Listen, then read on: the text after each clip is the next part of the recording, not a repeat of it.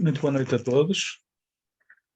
Em nome do Secretariado de Gestão da Pastoral da Saúde e com a devida autorização do Sr. D. Armando, Bispo Auxiliar de Porto, nós damos por aberto este encontro da celebração do 30º Dia Mundial do Doente, saudando todos os participantes que, através desta via digital, tem que ser assim pelos tempos que agora correm. Este encontro, de acordo com o programa que se delineou, decorrerá em 4 momentos principais. No primeiro momento, já de seguida, a doutora Goretti vai, em nome da doutora Maria Rosário, presidente do nosso secretariado, dirigir as palavras que a nossa presidente escreveu e que não pode estar presente por motivos pessoais de alguma gravidade. Depois desse momento de boas-vindas, nós teremos um segundo que dedicaremos maior duração, que é o painel com os nossos convidados. Vai ser moderado pelo vice-presidente do nosso secretariado, Américo Lisboa, e vamos refletir e partilhar a vivência com os doentes ou como doentes dos participantes que estarão cá, os convidados, na esteira da mensagem que Sua Santidade o Papa Francisco nos dirigiu para este dia especial. A seguir a estas reflexões, vai haver oportunidade para quem está a assistir de partilhar com os convidados e com o moderador comentários ou questões que lhes queiram colocar, estimando-se para tal um período de cerca de 15 minutos. Para que os participantes possam apresentar os comentários e questões, isso só vai ser possível fazê-lo por escrito. Pelo que vos pedimos encarecidamente o favor de utilizarem o modo de comunicação de mensagens, que é conhecido por bate-papo. O bate-papo que se encontra normalmente disponível na parte de baixo da tela que estamos a usar para este encontro, e lá escolham o endereço de Isabel Ribeiro para enviar as mensagens. As vossas mensagens serão, portanto, recolhidas pela enfermeira Isabel Ribeiro, também do nosso secretariado, que as colocará depois aos membros do painel. No momento final, vamos pedir ao Sr. D. Armando o favor de nos conduzir com as suas palavras sábias e reflexão de pastor nas conclusões do dia e na oração final. Antes de começar, então, peço o favor de todos manterem os microfones fechados, exceto para aqueles que irão falar no encontro. E relembro novamente, se quiserem participar no momento de comentários e perguntas, o façam, por favor, por escrito, no bate-papo dirigido a Isabel Ribeiro, SDPS. Desejando a todos uma boa celebração do 30º Dia Mundial do Doente, passo então a palavra à doutora Goretti, em representação da doutora Rosário.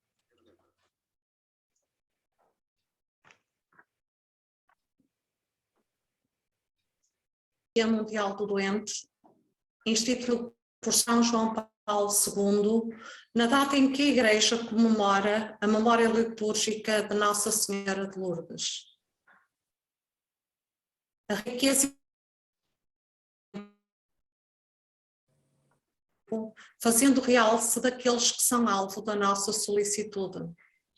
O Papa Francisco anunciou como lema para este ano o versículo 36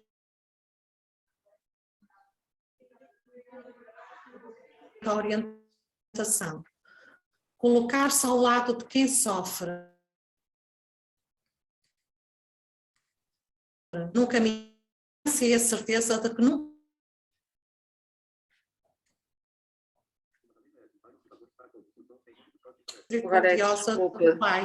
Eu queria era... Agora desculpe que não se consegue. Era conseguimos ter um fio condutor. Está com muitos cortes. Não sei se será da internet. Pronto, mas recomece então, se faz favor. Estamos a celebrar o... Não, está igual. É. Temos que mudar. Eu podia ouvir no caso.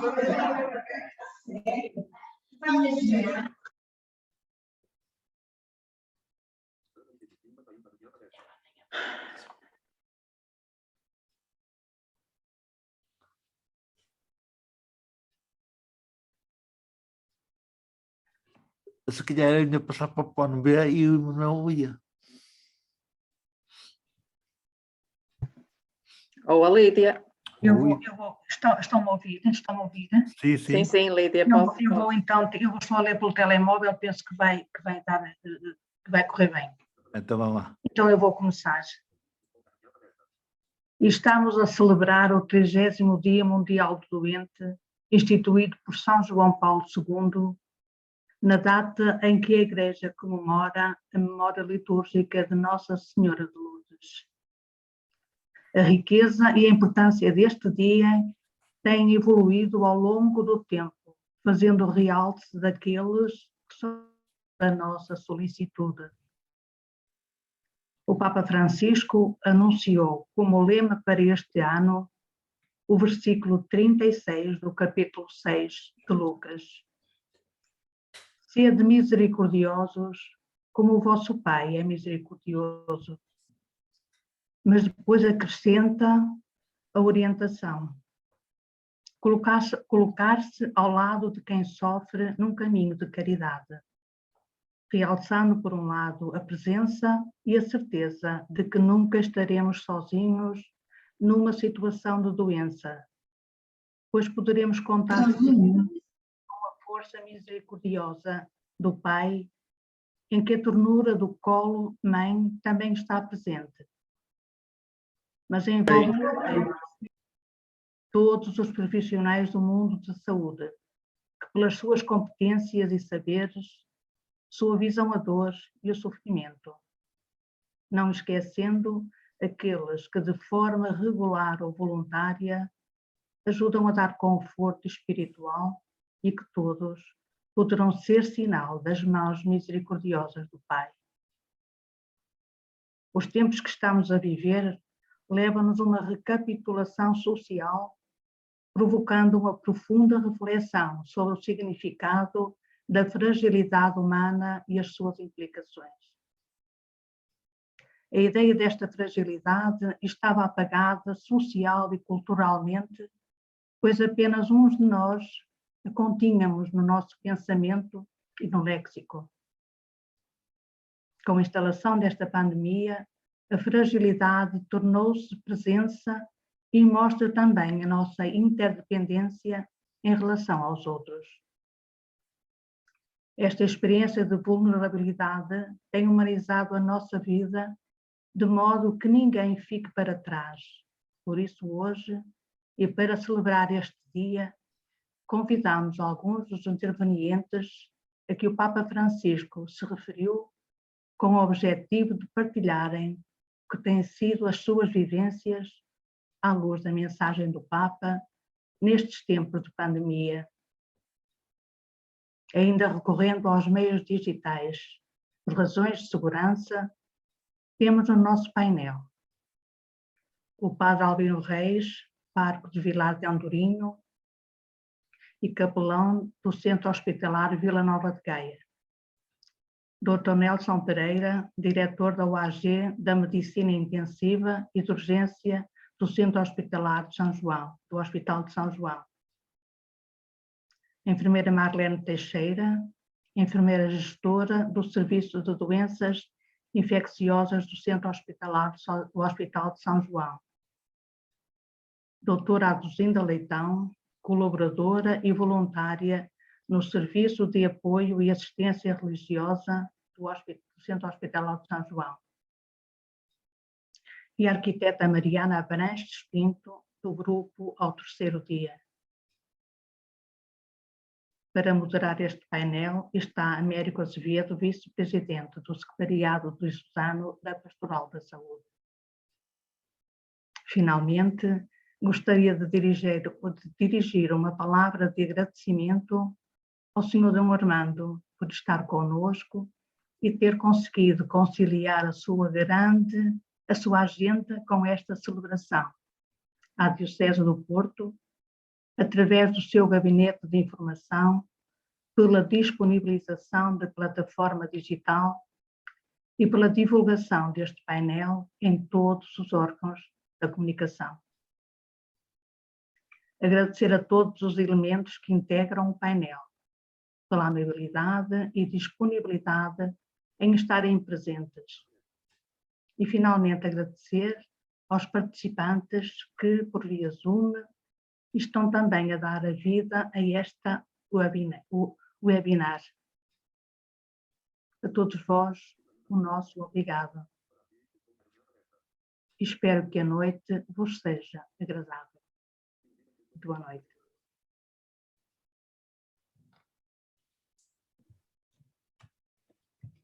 Passamos então agora ao painel. Peço ao Américo, por favor, de conduzir o mesmo.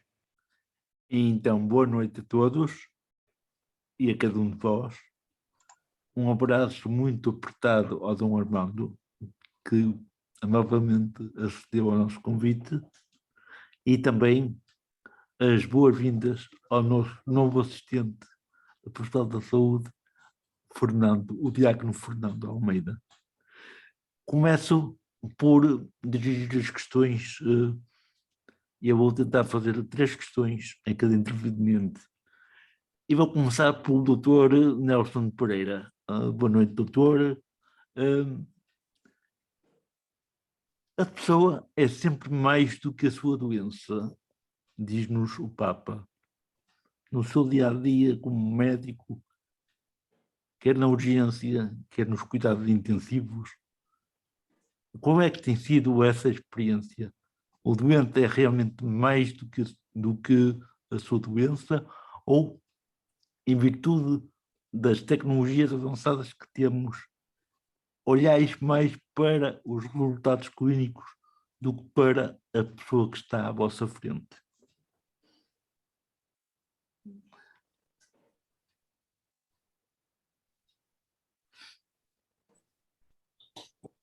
Boa noite a todos, cumprimentar o Dom Armando, todas as pessoas do Secretariado Diocesano, e agradecer o convite para aqui estar, todos os meus colegas de painel, todos aqueles que nos ouvem neste dia tão importante e tão significativo. Pois a pergunta é muito relevante, sobretudo num serviço de urgência. Efetivamente, um serviço de urgência é potencialmente um sítio muito desumanizado. E esta questão que o Papa Francisco tão bem coloca e que nos diz e que nos interpela de que o doente é sempre mais importante do que a doença, às vezes não é fácil de levar à prática. E, sobretudo, não é fácil levar à prática num ambiente tão exigente como é o serviço de urgência. No meu serviço de urgência entram 500 doentes por dia. Uns com necessidades mais físicas, outros mais psicológicas, uns com doenças em que os segundos, e não estou a exagerar, os segundos contam para podermos intervir de forma a salvar as suas vidas. Outros que não deviam estar no serviço de urgência, mas estão. Outros que são abandonados pela família, pelos cuidadores, e também cá estão. E ser capaz, sermos todos capazes, porque não há trabalho individual no serviço de urgência, não pode haver, sermos capazes de salvar estas vidas que são salváveis. E, ao mesmo tempo, tentar manter esta misericórdia, esta compaixão que aqui também invocamos, não é fácil. Este equilíbrio não é nada fácil. Porque é preciso, para sabermos fazer isto, é preciso não perdermos de vista que a competência técnica, que naturalmente todos os profissionais de saúde perseguem, é fundamental.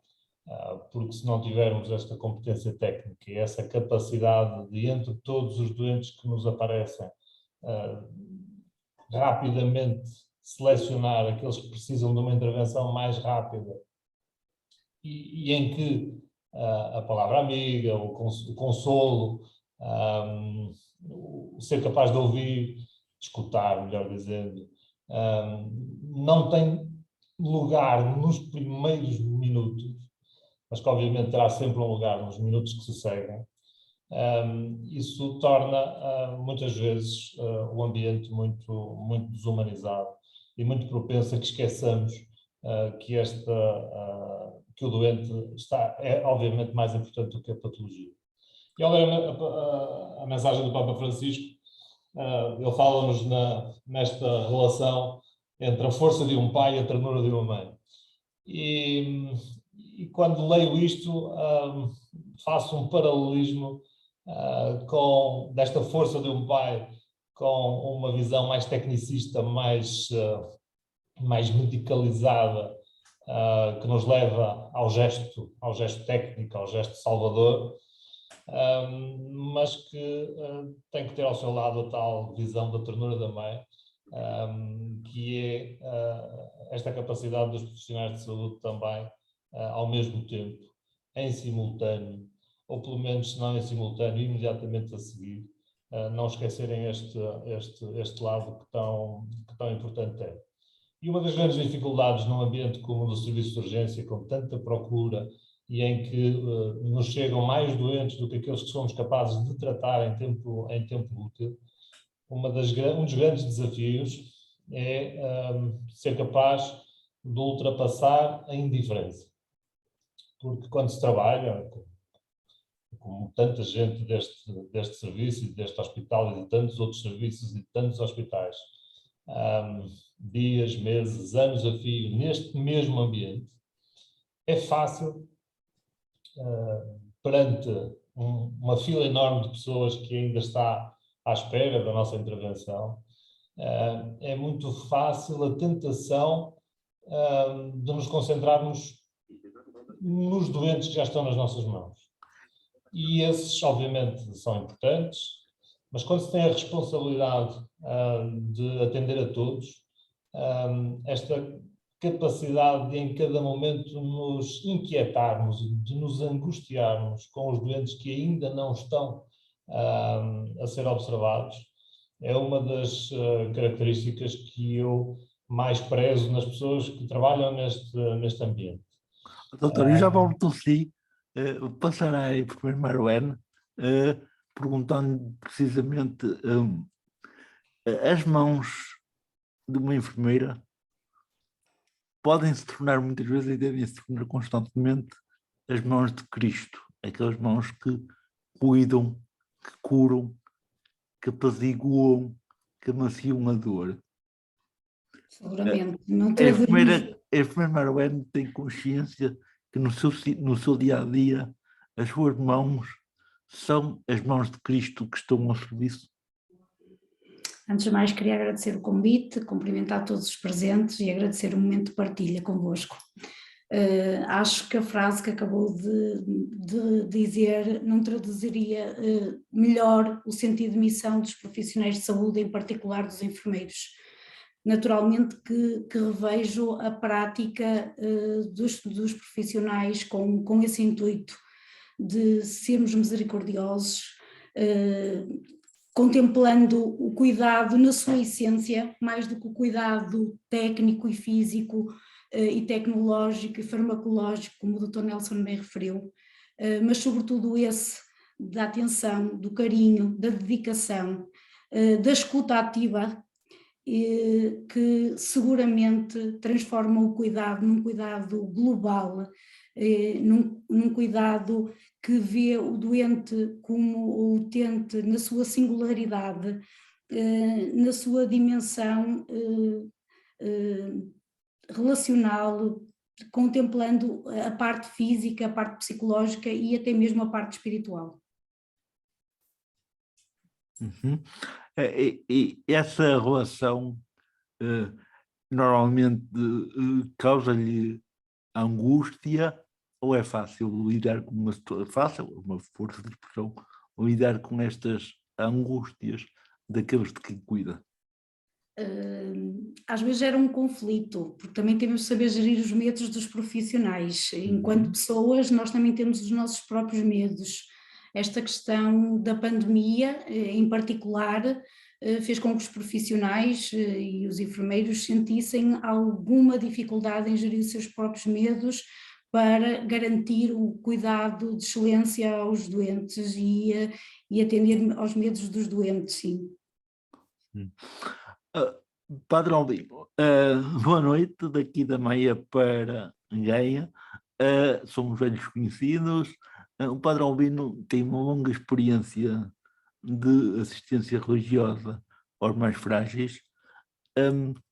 Quando a cura física não é possível, quando o médico, o enfermeiro diz já não há nada mais a fazer, quando o doente já se sente descartado, que lugar de misericórdia tem os lugares de misericórdia na vida destes doentes e que resposta um assistente como o Padre Albino pode dar às pessoas que trabalham nestas casas, às pessoas que nestas casas são cuidadas e às suas famílias? Boa noite, Américo, boa noite, Sr. Armando, os colegas do painel, as pessoas que nos estão a acompanhar. Américo, são 18 anos de serviço de assistência espiritual e religiosa aqui no Hospital de Gaia, no Centro Hospitalar de Vila Nova de Gaia e Espinho. Mas, de facto, é uma vida já muito preenchida nesse trabalho de acompanhamento dos mais frágeis.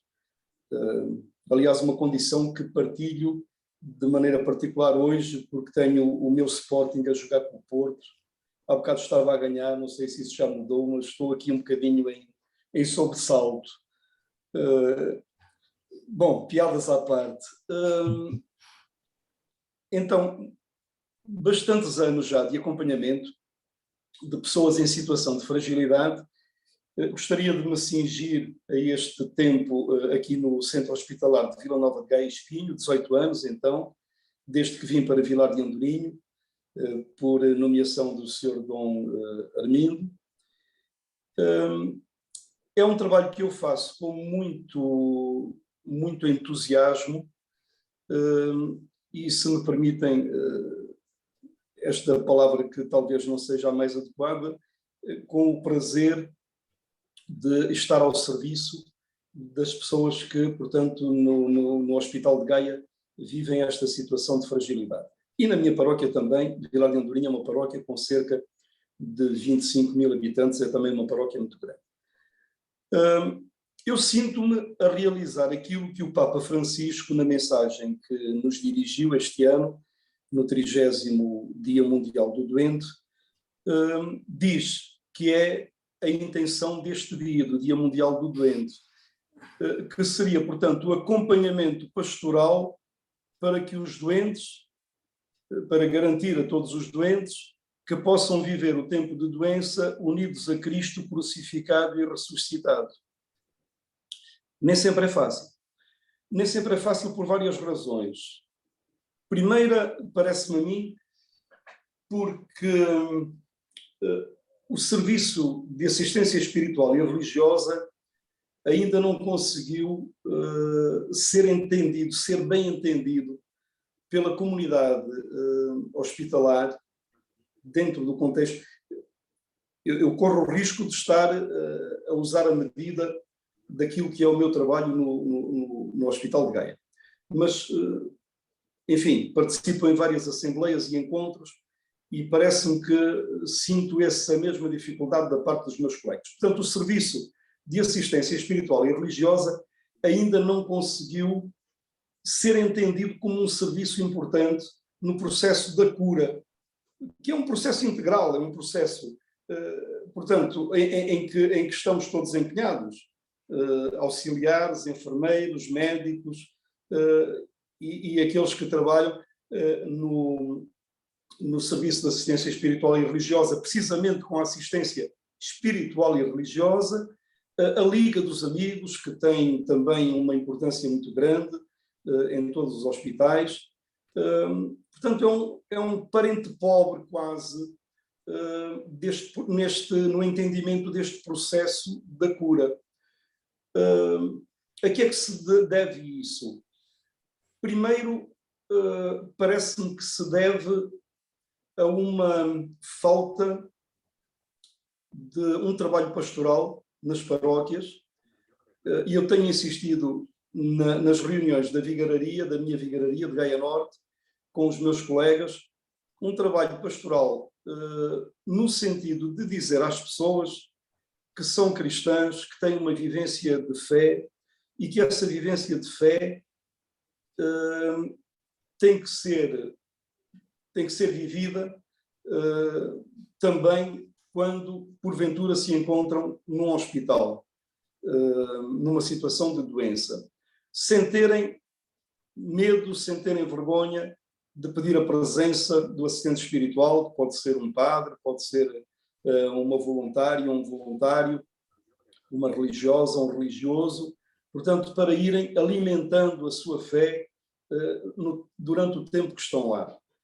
Depois, para a maioria das pessoas, a assistência espiritual e religiosa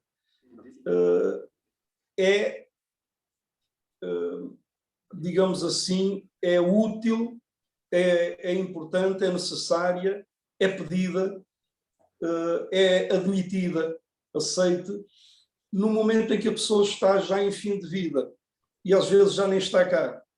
Já voltamos aí, está bem? Já voltamos aí. Ok.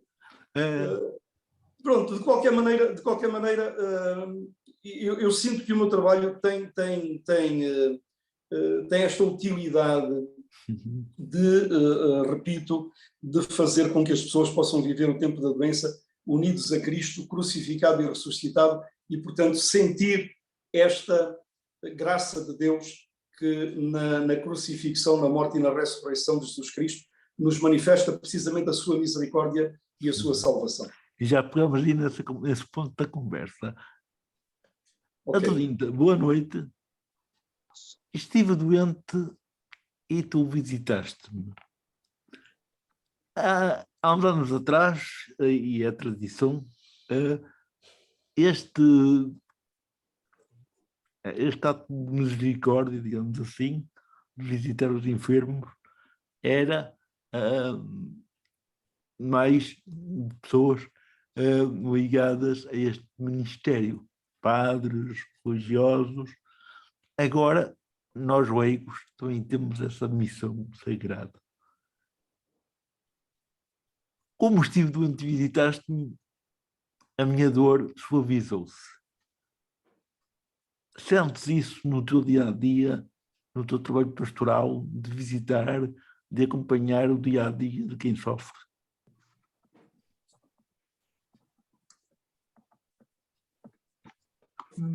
Olá, boa noite a todos. Boa noite. Cumprimento o Sr. D. Armando, todos os colegas do painel e todos os participantes. Então, Américo, realmente é o Papa Francisco, até nesta mensagem para o 30º Dia Mundial do Doente, diz que é o Ministério da Consolação. De facto, e ele também nos lembra na mensagem que estar próximo dos enfermos é uma tarefa de que não portanto, compete a todos, de quem cuida, compete a todos. Portanto, isso também me tocou aqui um bocadinho nesta mensagem, que o convite é feito a todos os discípulos. Portanto, o Ministério da Consolação é a nossa tarefa, é a tarefa de quem cuida, de quem acompanha um doente. E estive doente e visitaste-me, recordo-me, lembro-me das pessoas que acompanho e penso que quando estou junto de uma pessoa, que o meu coração seja a porta aberta para eles poderem entrar, que eu esteja disponível para os acolher, para os escutar, através também dos meus gestos, das minhas palavras, do meu olhar, o sorriso, as atitudes que tenho quando estou também junto do doente, para que ele sinta que eu estou ali para estar com ele, para o escutar. Gosto muito de olhar mesmo olhos nos olhos e estar calma, serena, confiar. Que às vezes, pronto, vamos fazendo um caminho, não é? À medida que vamos caminhando, também nos vamos sentindo melhor.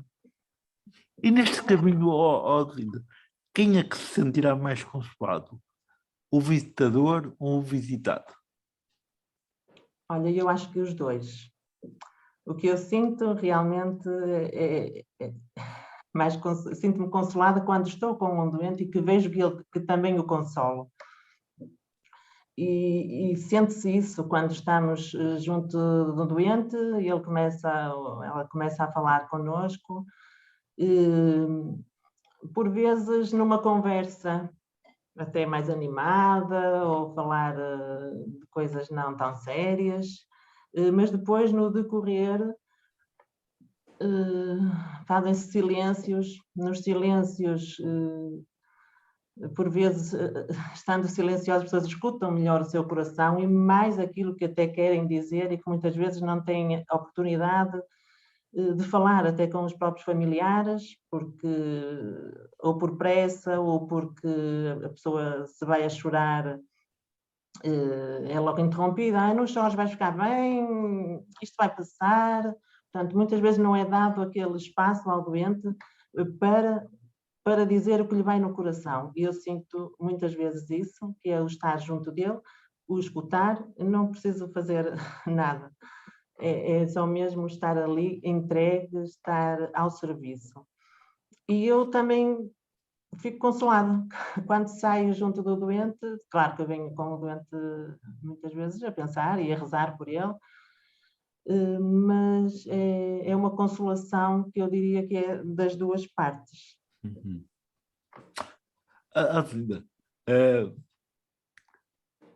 No meio deste consolo mútuo, e que eu sabia o que é,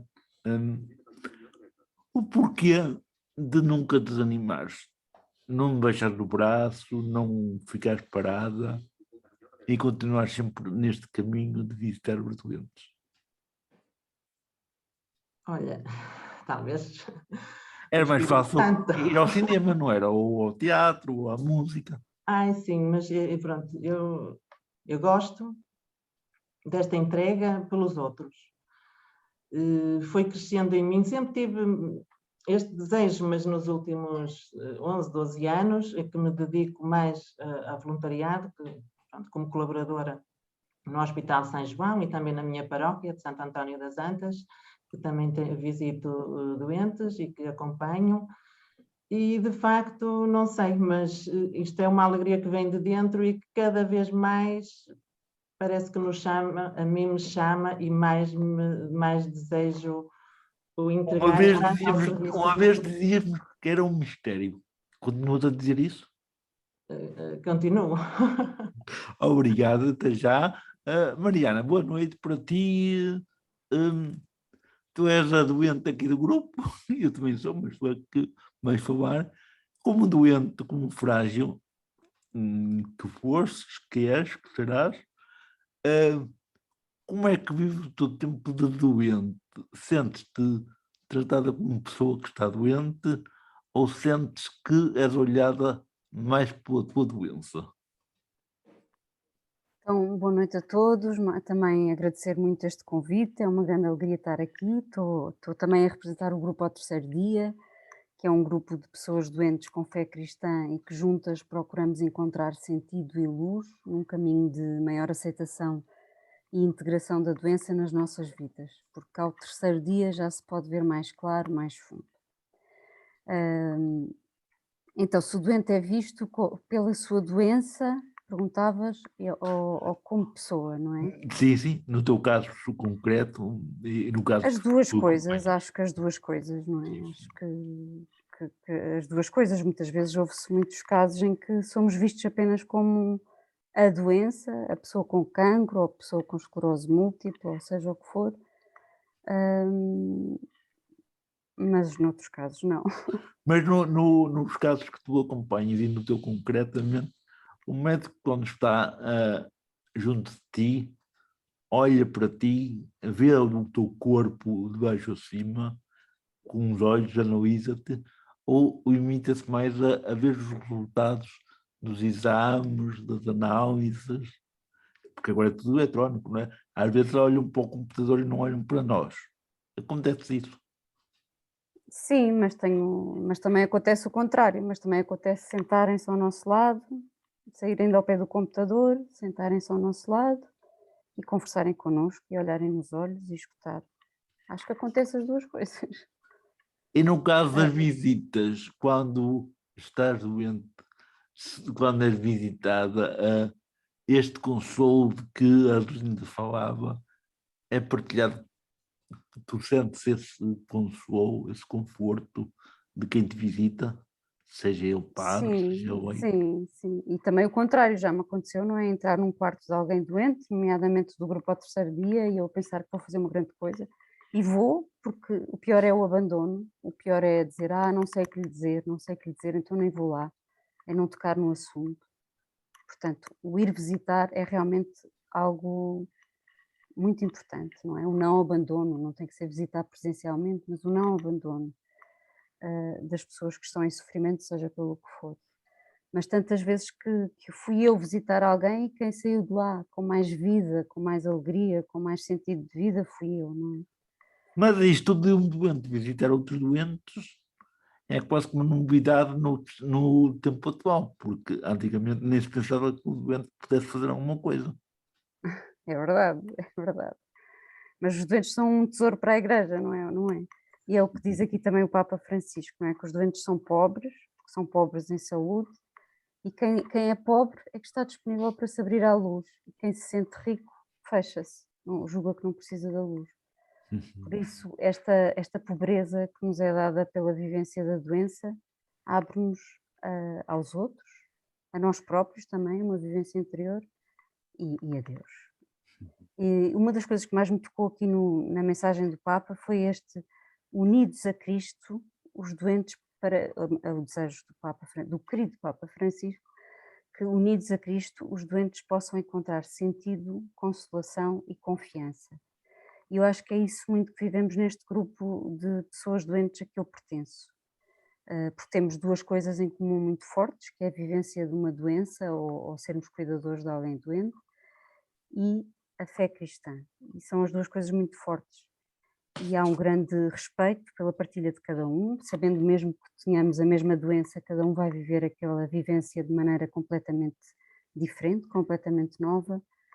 Mas este caminho em conjunto, a partilha, o rezarmos juntos, o lermos textos, o procurar um sentido, encontrar um sentido é verdadeiramente vital, porque a falta de sentido é que nos faz sofrer.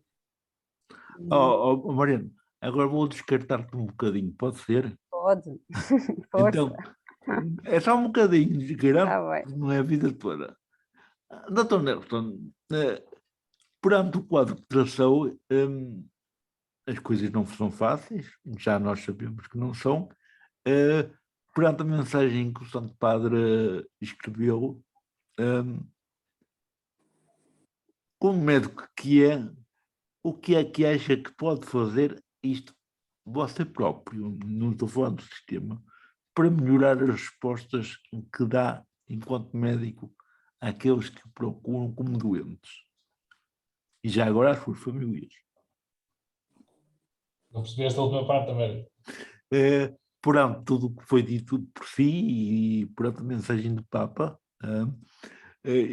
perante as dificuldades todas que apontou, o que é que acha que, enquanto médico, eu estou fora, e no seu caso particular, pode melhorar, pode ser melhorado para que as coisas sejam diferentes? Mas o que eu acho, que já foi dizendo, é que, de facto, cada um de nós tem que se interpelar permanentemente se está, efetivamente, a dar mais atenção à patologia, como dizia o Papa Francisco, ou à doença. Os profissionais de saúde, os médicos em particular, devo dizer, são muito atreitos a concentrarem-se no detalhe da sua técnica e a tirarem, às vezes até, prazer, que não é mau, da técnica que executam, do diagnóstico que fazem, e às vezes descentrar esse prazer que têm enquanto técnicos de saúde do outro prazer que também têm que ter e devem ter enquanto profissionais de saúde, que é de facto de dar o tal consolo de que há bocadinho falávamos. E este equilíbrio, porque aquilo que eu acho é que tem que existir um equilíbrio entre as duas coisas. Porque se só falarmos de consolo e se só nos concentrarmos no consolo, a verdade é que não estamos, do ponto de vista técnico, a chegar onde devemos e, portanto, não estaremos a fazer o nosso trabalho de forma competente e, portanto, não estaremos também a fazer a outra parte daquilo que nos compete, que é curar, ou pelo menos tentar curar. E essa parte é também muito importante. E por isso cada um de nós, eu diria, cada dia tem que encontrar o equilíbrio entre estas duas visões. E para cada doente é preciso encontrar também esse equilíbrio de forma a não defraudar as necessidades que são técnicas, mas também são humanas e que em cada momento temos que fazer chegar àqueles que estão à nossa Então, frente. onde é que começa a sua profissão? Onde é que começa e acaba a sua profissão e começa a missão? Quando começa a minha profissão e onde acaba o quê? Quando começa a sua profissão e acaba, e começa a sua missão. Ou estão as duas juntas? Eu acho que a vida em si mesmo é uma missão e, portanto, quando tomamos para nós uma profissão, a profissão faz parte da nossa vida portanto, as duas coisas se fundem numa única. E, portanto, não acho que haja uma dissociação entre as duas coisas. Não acho que deva haver essa dissociação.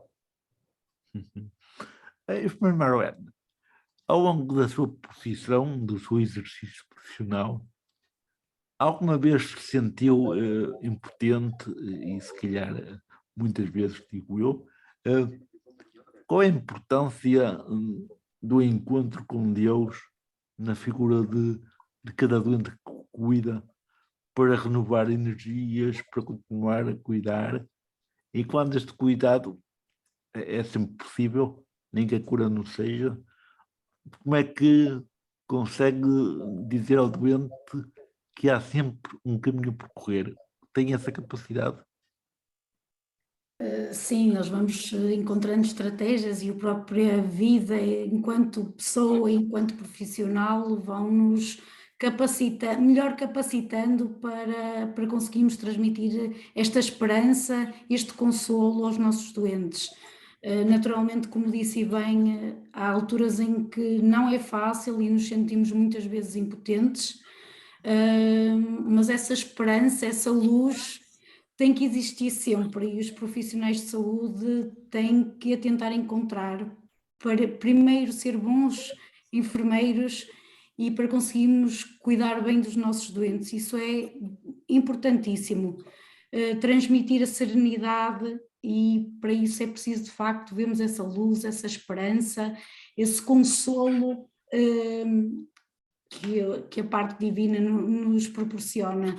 E seguramente que os nossos cuidados serão diferentes e os doentes são os primeiros a sentir essa tranquilidade. E também lhes alimentamos alento, consolamos na dor, nos seus medos, nas suas angústias e no seu sofrimento mais do que físico, psicológico muitas vezes. Quando o doente chega a um ponto em que não há solução possível, a sensação é que eu estou a ser descartado. Dr. Nelson, você costuma descartar os seus doentes?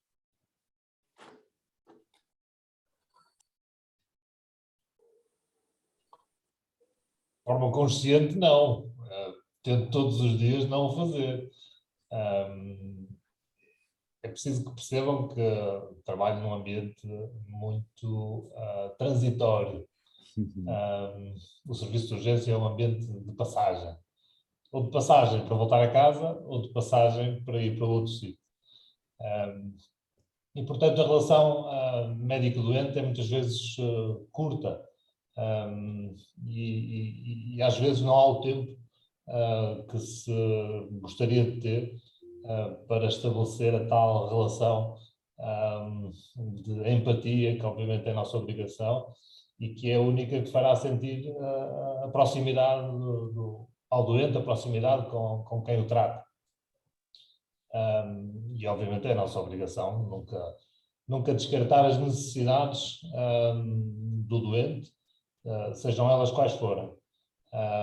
Mas não é fácil e certamente nem sempre sou capaz de dar tudo aquilo que os doentes esperam e necessitam neste ambiente tão difícil e tão exigente como é o do serviço de urgência. Eu não sou padre, mas estou bem confessado. Obrigado. Enfermeiro Ben, é a sua vez. Muitas vezes os doentes choram junto do enfermeiro. O médico não me dá esperanças, eu já não presto para nada, que vai ser de mim. E enfermeiro ouve isto tudo, ou deveria ouvir, não é? Como é que um enfermeiro católico articula este trabalho com a assistência espiritual e religiosa que possivelmente há em todos os hospitais, para que este doente não perca a última chama de esperança e saia do descartamento para uma nova esperança de vida, uma vida renovada, descubra novos horizontes? Essa identificação é importante e resulta muito da escuta ativa, mesmo que ela seja traduzida no silêncio. E os doentes partilham as suas emoções connosco através do choro, através da verbalização dos seus medos, das suas angústias, sobretudo em fases finais de vida. E o enfermeiro tem um papel muito importante como elemento da equipa multidisciplinar, que presta cuidado assistencial ao doente, de fazer esta ligação. E naturalmente, para que isso aconteça, é importante ter em conta a história do doente, os seus medos, como disse, e de acordo com as suas necessidades, tentar procurar a ajuda necessária e o apoio espiritual e que existe e é bastante presente na instituição de trabalho. E há uma articulação direta que é feita no sentido de providenciar todo o conforto e toda a assistência necessária aos doentes. Envolve a família na questão do cuidado, a família é a responsabilizada por continuar a cuidar do doente pós-internamento? Desculpa, eu peço desculpa, não percebi. Estava eu a dizer, depois deste trabalho todo clínico, científico, a enfermeira Marlene costuma responsabilizar a família, os parentes mais próximos, para continuarem o trabalho de cuidar em casa a pessoa que está doente?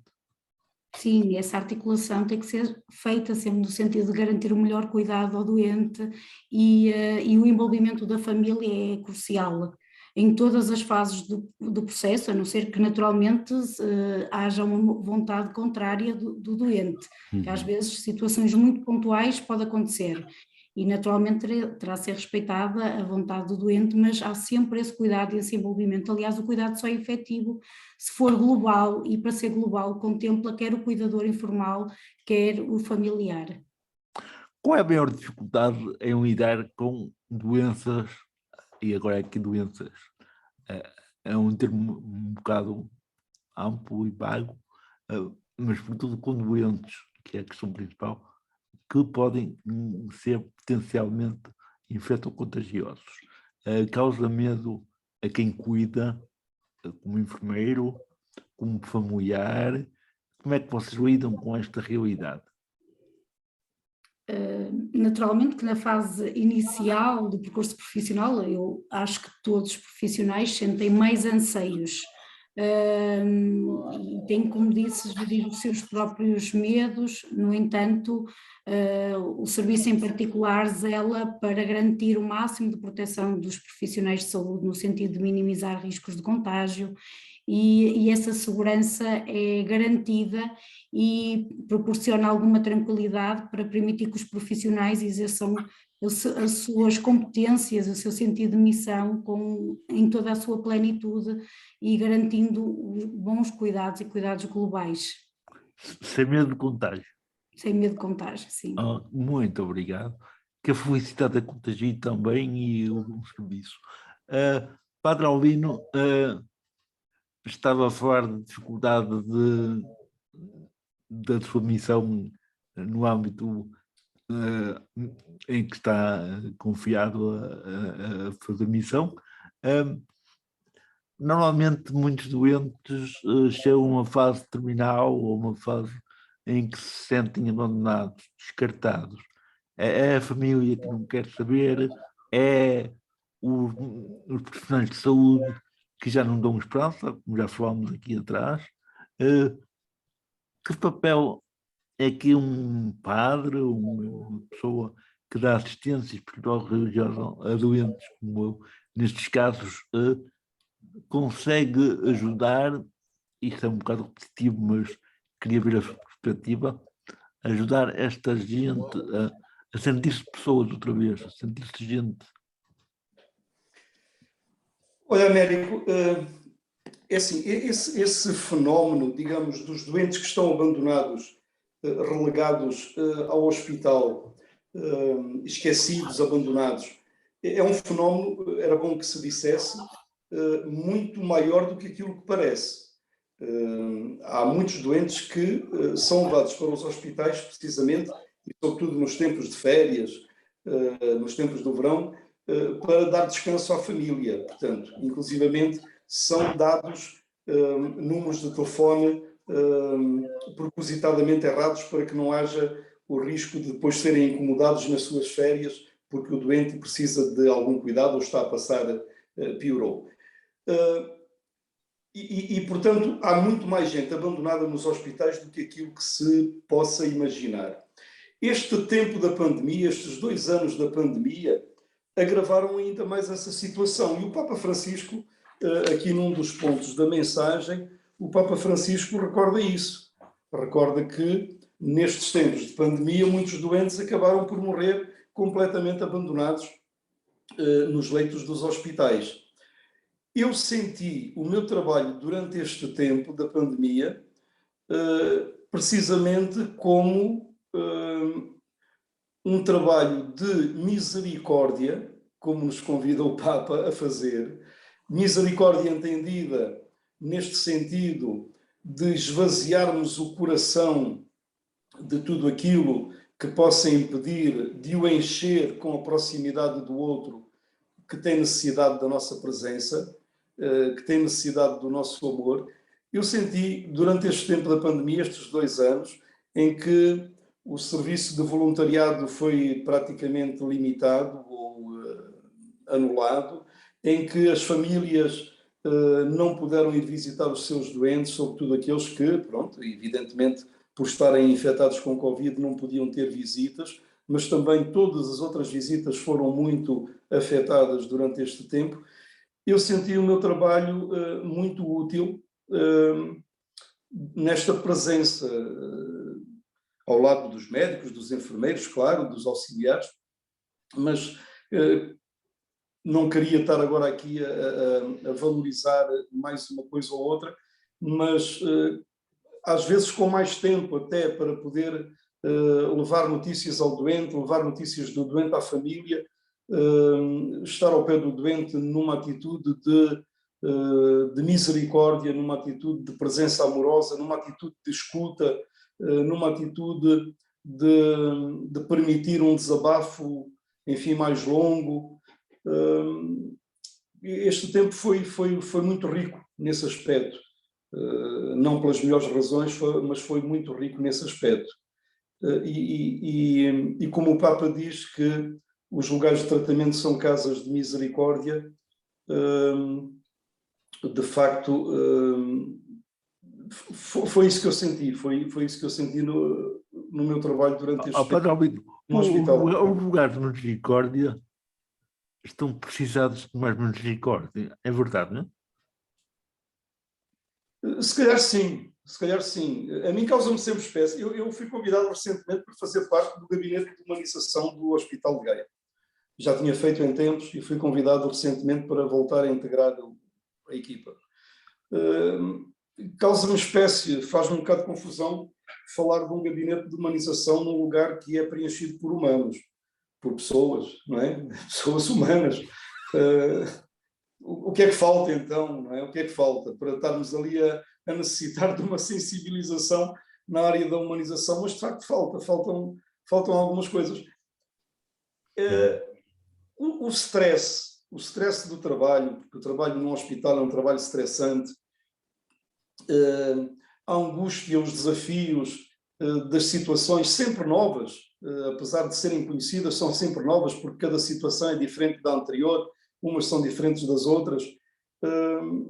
De facto, torna-nos, a nós que andamos nesse ambiente, torna-nos às vezes um bocadinho frios e um bocadinho duros, um bocadinho indiferentes.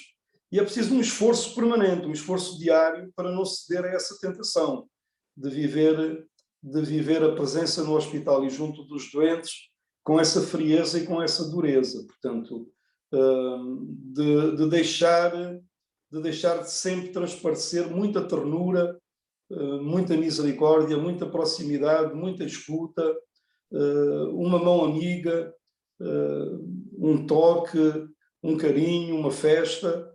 Eu não tenho medo de fazer isso. Não tenho medo de fazer isso. Há muitas pessoas que, às vezes, enfim, não entendem certa intimidade e certa proximidade com o doente.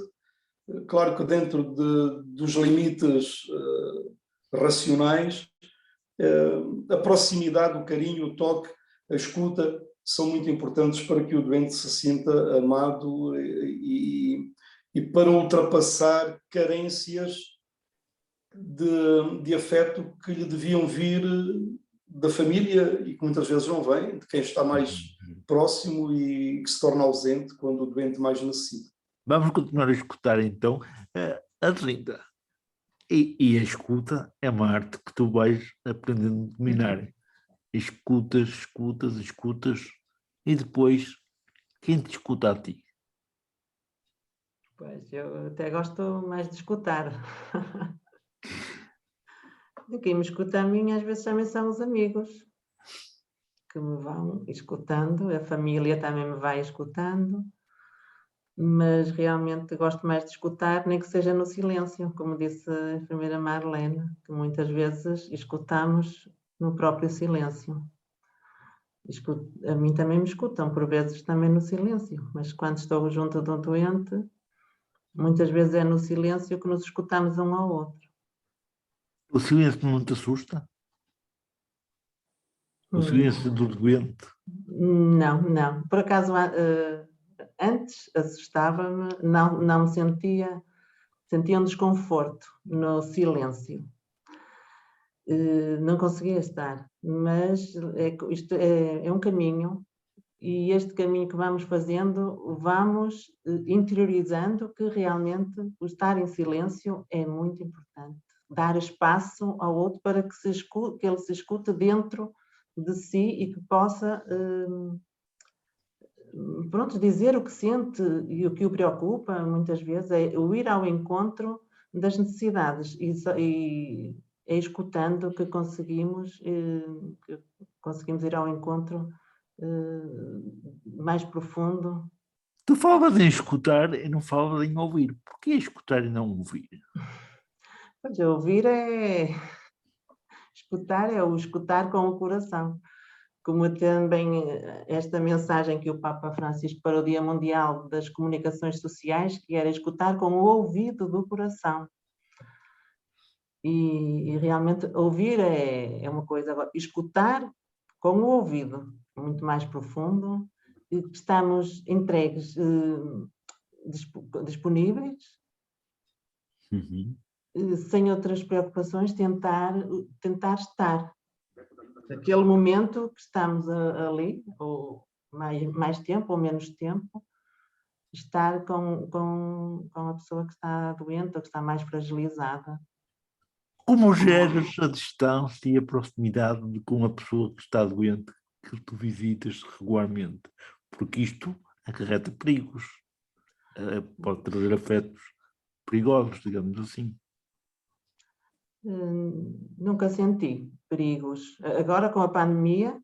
Não, eu não digo nesse sentido, eu digo no sentido de... Pois, com a pandemia... Mas podem se apaixonar pelo visitador. Poderá acontecer isso, não digo que não, mas nunca tive essa experiência. Talvez, não sei se há assim uma distância e proximidade, mas há aqui uma... Mas és preparada para que estar distante, mas estar próximo. Mas és preparada como visitador para que essas coisas possam ser evitadas? Sim, eu normalmente frequento bastante formação, desde que comecei como colaboradora no Serviço de Assistência Espiritual e Religiosa no Hospital São João. Desde o início, sempre formação inicial, foi logo, e portanto todo este meu percurso, porque temos formação, mas eu também procuro a formação. E retiros de silêncio que me vão ajudando nesta minha caminhada. Que eu estou disposta a continuar a abraçar e cada vez mais. Porque tu fazes da visita um acompanhamento. Sim, o acompanhamento é muito importante. Às vezes no hospital não é fácil, não é fácil, porque hoje visitamos um doente e para a semana visitamos já lá não está. Outro doente e já não está. Aqui até há uma ligação que deveria haver entre o hospital e, por exemplo, as paróquias, quando os doentes têm alta e vão para casa, continuarem a ser acompanhados, mas pelo menos que eu saiba, não, isso não acontece muito, penso eu. E eles queixam-se de serem descartados? Sim. Mariana, que tal essa experiência de ser descartada? Correu bem? Ou já estás habituada a ser descartada? Eu não me sinto descartada, não me sinto descartada. Nunca te não. Mas acompanhas doentes que se sentem. Sim, mas eu gostava mesmo de falar da experiência do grupo ao terceiro dia, não é? Desta experiência de partilha de pessoas que vivem situações semelhantes e aí ninguém é descartado. Ninguém é descartado. Sim, e esta escuta existe mesmo, não é? Cada um poder dizer o que quer, porque na sociedade existe muito isto. As pessoas dizerem, sinto-me mal, ou perguntarem, como te sentes verdadeiro agora? E quando as pessoas começam a falar, pronto, já ninguém quer ouvir. É desagradável ouvir. Mas não, é preciso ouvir. A escuta é o que mais todos precisamos. Então quem está em sofrimento é o que verdadeiramente precisa de uma escuta com silêncio, mas uma escuta cheia. É o que todos queremos. E no grupo ao terceiro dia isso é muito respeitado. E eu gostava de aproveitar, peço imensa desculpa, de dizer que nós vamos ter no dia 3 de março uma sessão de apresentação do grupo ao terceiro dia. Estamos desejosos de acolher novos caminhantes, chamamos caminhantes às pessoas que participam no grupo, porque estamos a caminho do ao terceiro dia, não é? Isto é um caminho com avanços e recuos. Dizemos que o primeiro dia é o dia da notícia da doença, que é assim um dia muito chocante, muito avassalador. Os dias, não é? Entendendo? Depois o segundo dia é o começar a fazer perguntas, como é que eu posso viver o melhor possível esta minha vivência, o que me é dado a viver neste momento concreto da minha vida. E o ao terceiro dia é o viver ao terceiro dia, é a sanação, é procurar a sanação, que é muito mais do que a cura. É aceitar o que nos é dado a viver e tentar vivê-lo o melhor possível e com luz e com esperança ao terceiro dia. E comparamos muito o que os apóstolos passaram, não é? Ao primeiro dia, quando Jesus morreu, eles talvez pensassem, afinal isto era tudo uma mentira, foi a noite escura. Ao segundo dia começar a fazer perguntas. Isto é tudo um trabalho interior, porque a pessoa doente tem que fazer este trabalho interior. Por muito que queira fugir a ele, estas perguntas todas surgem. Agora vem-me esta doença, vou morrer, vou sofrer, o que é que se vai passar? Começam a vir as perguntas todas, mas também começa a vir a aceitação. E a questão da aceitação é mesmo importante. Porque a aceitação, começarmos a aceitar, conduz logo a começar a transformar em algo melhor. E a aceitação não é estática, não é uma coisa que acontece só de uma vez, é ampla, e tem assim uma amplitude amorosa e que permite que a mudança se torne raízes em nós. Portanto, a aceitação é muito importante. Pronto, e depois o terceiro dia, ao terceiro dia ele ressuscitou, ao terceiro dia vivemos melhor esta situação concreta. E é muito rico, é um caminho muito rico. Mas, Portanto, estão todos Mariana, convidados para vir no dia 3 de março. Procurem nas redes sociais. havia Zoom. É via Zoom. Eu vou pôr aí no bate-papo o link Então, põe. do Facebook, está bem? Sim, senhor. E estamos a preparar com muito carinho este Entretanto, Mariana, estamos na reta final, mas uma ronda rápida de participação, mas eu queria perguntar-te apenas isto. No vosso grupo ao terceiro dia, vós tendes uma experiência muito grande de treinar o aceitar a fragilidade. Mas também há uma outra dificuldade, que é de sermos aceites. Isto agora aqui é uma provocação, se calhar, mas que me desculpem quem se sente provocado demasiado. Muitas vezes, quem aceita pior a fragilidade da pessoa somos nós, igreja. Sentes que as pessoas doentes que tu conheces e tu própria, inicialmente com a doença, a igreja não te aceitou como tu gostavas de ter sido aceita? Sim, eu acho que os doentes são postos um pouco à parte. Até quando foi para criar este grupo, surgia muito esta ideia: o que é criar mais um grupo de doentes, quando nós queremos é estar em pleno direito, como toda a gente, não é? Todos somos doentes, não é? Não estamos doentes ainda, vamos ser doentes. Mariana, frágeis. Levar a comunhão a casa é pouco, não é? O quê? Levar a Sagrada Comunhão a casa, cada doente, e vir embora é muito pouco. Eles querem mais. Sim, queremos mais. Queremos participar na igreja. Queremos participar na igreja, somos um tesouro para a igreja, não é? Somos um tesouro para a igreja. Os doentes vão à frente, os doentes, eu digo os doentes, mas é os frágeis. Todos somos frágeis, mas há situações na vida que expõem essa fragilidade, não é? Porque todos somos frágeis. Mas os mais frágeis devem ir à frente e o resto deve ir a acompanhar o ritmo desses mais frágeis, não é? Mariana, a igreja vai atrás. Vai atrás. Esse é o sonho. A igreja somos nós, não vamos todos atrás. Mariana, eu agora vou fazer a volta ao contrário e eu peço que cada um seja rápido naquilo que vai dizer. Não é uma pergunta que vou pôr, é um desafio a cada um de vós. Perante tudo que foi dito, e cada um tem 3 minutinhos para o fazer, nada mais do que isso, porque o tempo escasseia, eu desafiava cada um de vós, eu começava pela Mariana, porque é doente e porque esteve de castigo, esteve realmente ali confinada, esteve ali descartada durante muito tempo, que em traços gerais nos dissesse sim em 3 minutos, além de tudo aquilo que já foi dito aqui, o que é que a mensagem do Papa lhe trouxe de novo e traz de maior responsabilidade como doente e também, neste caso, como cuidadora de quem é doente? Que grande pergunta. Pronto, eu volto aqui a este ponto que me tocou muito, porque acho que é muito este caminho da sanação. A sanação é muito mais funda que só a cura. O encontrar, o desejo do Papa Francisco, que os doentes possam encontrar sentido, consolação e confiança. E a confiança, pega-se no primeiro, a confiança tem muito a ver, julgo eu, com esta questão da aceitação.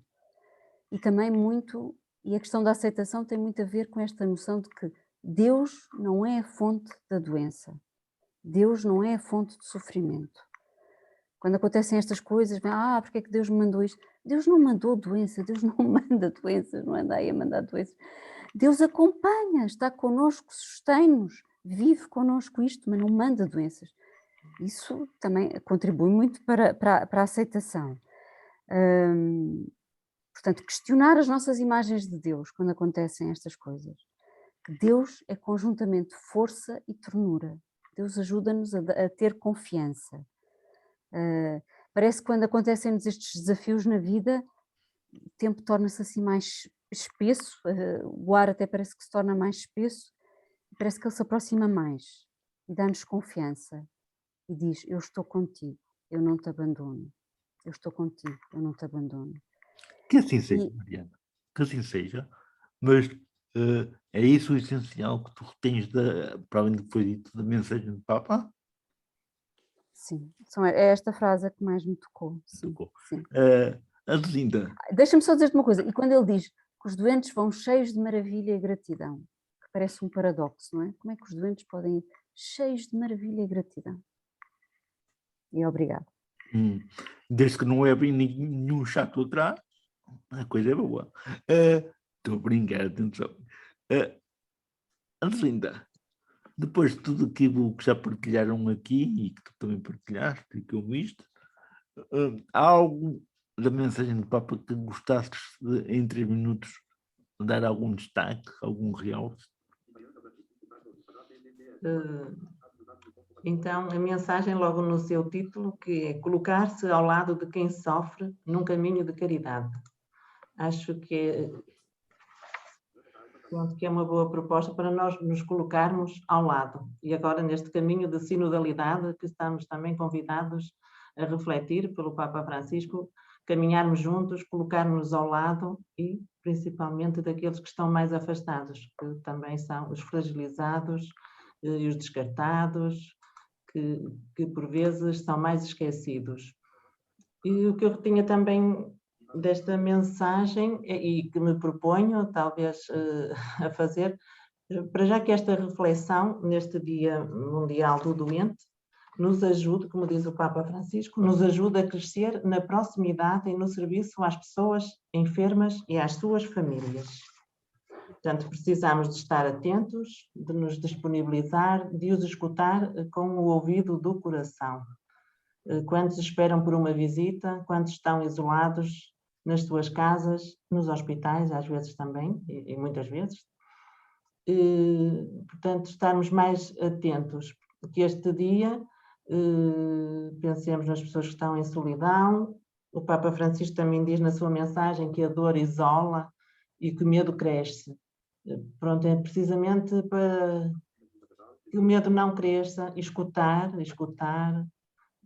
estar atento e tentar mudar alguma coisa, e que somos todos responsáveis por acompanhar, por cuidar dos que nos estão mais próximos.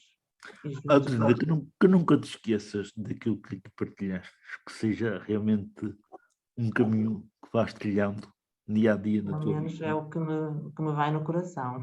Eu pedia a todos os participantes na mesa, enquanto não acabar a ronda, que não saíssem, porque vamos ter as perguntas, não se esqueçam também, as perguntas das pessoas que nos estão a escutar. Portanto, quem já participou, mantenha-se à escuta e à espera. Eu passarei agora ao Padre Albino e que alegria é eu hoje poder mandar acabar um padre, porque até aqui os padres dão a dizer ao meio-dia, e ainda que a gente esteja cansado, não nos pode mandar acabar, não é? É que falam, é que dizem. Estou a brincar consigo também, isto é para descontrair um pouco. Padre Albino, de toda a mensagem do Papa, que é tão densa, tão rica, em 3 minutos, o que é que lhe poderás dizer que não foi dito? Olha, Américo, antes de mais, deixa-me dizer que a mim já me mandaram calar numa homilia. Grande aproveitaram um espaçozinho de silêncio para respirar, e a senhora lá do fundo disse amém. E eu disse, não, ainda não. Ainda tenho aqui mais alguma coisa para dizer. Portanto, já me mandaram calar. Eu pensava que era o primeiro. Não.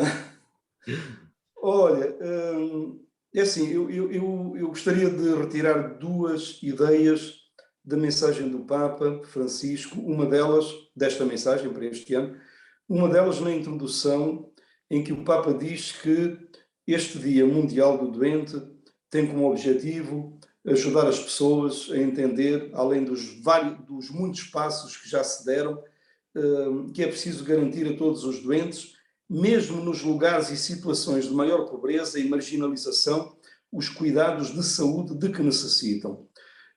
E eu peço desculpa ao Papa Francisco por acrescentar a isto que ele diz e que é muito importante, por acrescentar o seguinte: é que é necessário, sim, que todos tenham direito aos cuidados de saúde de que necessitam, mas que esse direito permita que os cuidados sejam, em muitas situações, gratuitos e que não tenha que se pagar balúrdios, portanto, recorrendo a sistemas de saúde privado para poder ser atendido atempadamente, e que sejam rápidos e que não se tenha que estar em listas de espera muito longas.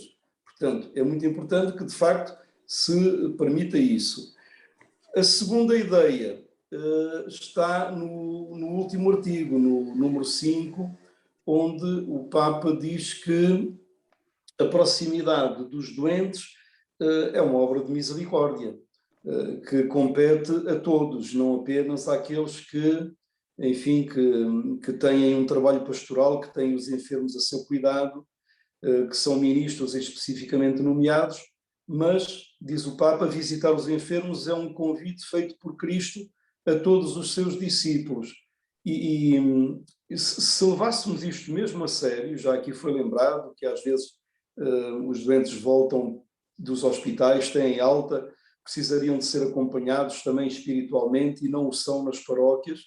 Portanto, se levássemos isto a sério, acho que os doentes iam ser mais felizes, iam possivelmente também recuperar mais rapidamente e, portanto, íamos poder todos responder a este convite do Papa, que é ser misericordiosos como o Pai do Céu é misericordioso. Amém. Enfermeiro Marwen, estou a precisar de uma injeção que me revitalize, que me dê energia depois desta maratona, de tudo aquilo que foi partilhado, de tudo aquilo que foi dito e vivido. Tem 3 minutinhos, a injeção demora menos, mas pronto, tem 3 minutinhos para nos dizer aquilo que lhe é no coração acerca da mensagem do Papa, que mais gostaria de destacar, que ainda não foi destacado, ou de realçar alguma coisa que já foi dita. Algumas coisas já acabo por cair na repetição, mas são de suma importância, mas quase eu me revejo da mensagem, o facto de estarmos ao lado de quem sofre num caminho de caridade, de ajuda e dedicação, em que os profissionais de saúde sejam generosos em caridade e que sejam exemplos de misericórdia, cuidando com amor e competência, tendo em conta quer a singularidade, quer a dignidade do ser humano como um todo, e de facto revermos e refletirmos no nosso papel na criação de unidades de saúde em que se privilegia a misericórdia.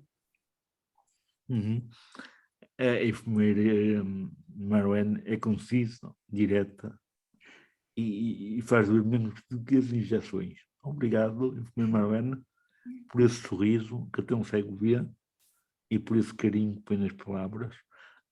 É pena é que me tenho que enviar para as urgências e para os cuidados intensivos. Vou ficar bem entregue às mãos do Dr. Nelson Pereira para, na parte final agora deste debate, deste painel, também ter ele 3 minutos para dizer aquilo que não disse e que, baseado na mensagem do Papa, gostaria de ter dito. O Amélia deixou-me para o fim, deixa-me um trabalho mais difícil, que é ser aqui, não ser repetitivo. Mas eu pegava só numa palavra da Mariana, que dizia que todos somos doentes, e se não somos agora, vamos ser depois. Para dizer que, efetivamente, por graça, nós na medicina costumamos dizer que o indivíduo saudável é apenas um doente mal estudado.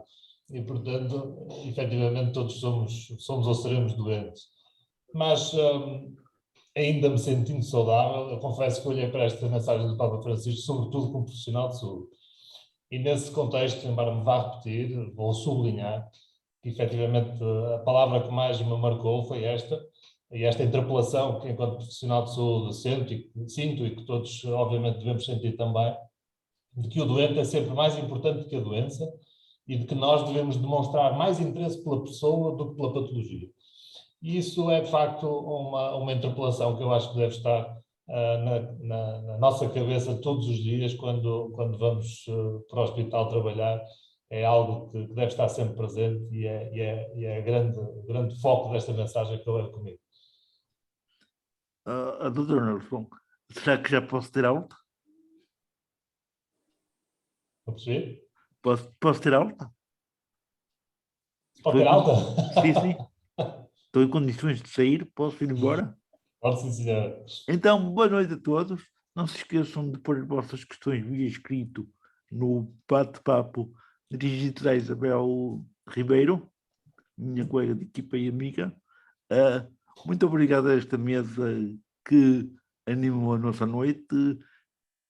Foram todos muito espontâneos e cumpridores daquilo que foi pedido. Da minha parte, muito obrigado. Até uma próxima e um bom resto de vivência de uma semana e não de um dia mundial do doente.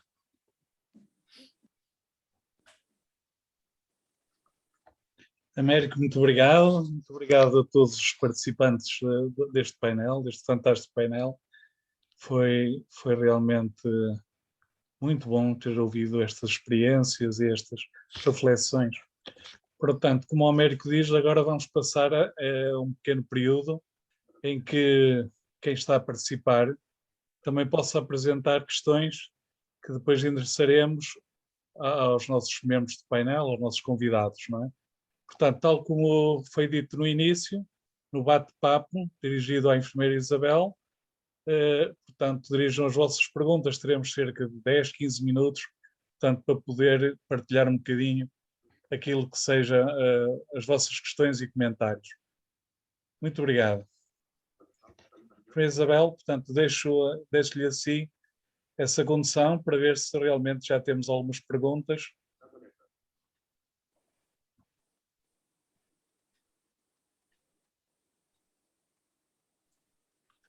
Obrigada, Emanuel, e obrigada a todos os que partilharam as suas reflexões relativamente à mensagem de Papa Francisco.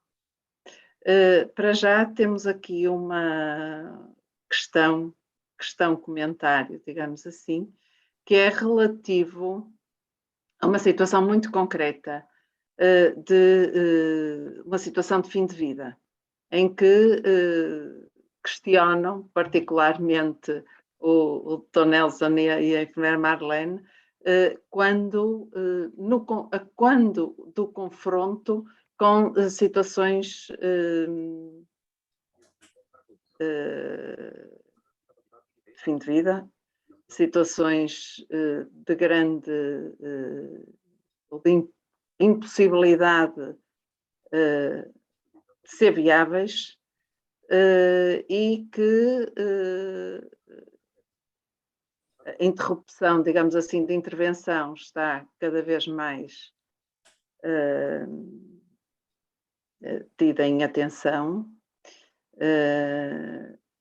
e discutida do ponto de vista ético na área da saúde, mas a questão é quando é que sentem que é chegado o momento de parar a intervenção, não prolongando a vida a todo custo, portanto não entrando na obstinação terapêutica e respeitando o final de vida, respeitando o decurso natural de fim de vida.